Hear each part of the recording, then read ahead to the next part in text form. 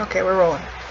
Alright, so this is my vlog, vlog 1, and it's really focused around what we've been talking about in class as far as social structure, and like the differences between classes, stuff like that. And I have paper right here with all my points written down, even though you can't really see it. So if you see me looking down reading something, that's what I'm doing. The first point that I wanted to just make, as far as concerning differences within the classes and stuff, is just pointing out what each class is faced with.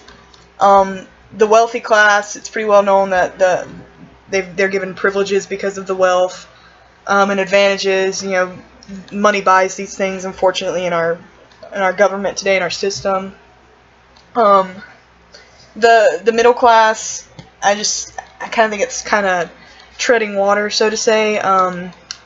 Trying to keep your head above the poverty line, but not being able to reach that wealthy, the breaking through the ceiling of the working class person.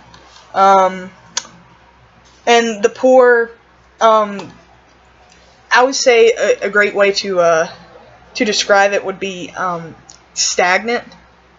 Because you can't really move out of, once you're in extreme poverty, and even, not so extreme poverty, but just to a point where you're having serious trouble paying bills, stuff like that, it's hard to get out of that rut. So you're just kind of working that same job or collecting a check in some other way for a disability, whatever you do, GI, whatever it is. And it's really hard to break out of that because there's not a lot of opportunity, unfortunately, in our government. And also that there's a little choice. Unfortunately, poverty is kind of, you could call it a hereditary thing, in that, unfortunately, people who are born in a poor family, in a family that struggles to pay bills, that lives, in whatever lifestyle, just a lower class lifestyle, I guess. It's, it's hard for that child is probably not going to come out a millionaire. Chances are. Because the system makes it very difficult for those who are living in poverty to escape that lifestyle. Obviously, these people who can barely pay their rent and buy groceries and feed their kids, obviously they're not going to be able to send, however many kids, whichever ones, they're not going to be able to send them to college. They're not going to be able to pay or afford that.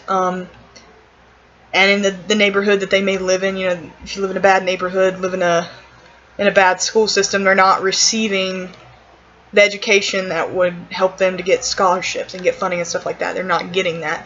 Unfortunately, we tend to think that solves all problems, but it doesn't, because it doesn't reach out to all the the schools who have these kids, unfortunately.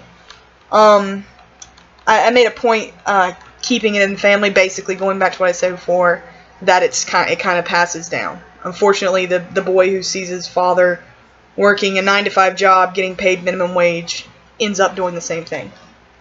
And just kind of as a closing point, the advantages of the wealthy and the disadvantages of the poor cause extreme animosity between the two. The poor tend to think, I'm behind the 8 ball, and this guy up here didn't do anything. He was born into a name, and that's how he got his money.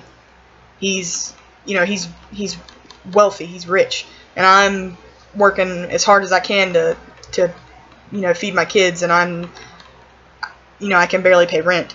And meanwhile, the rich are sitting there thinking that the poor are not doing anything. They're not trying to get out of their situation. That they're not.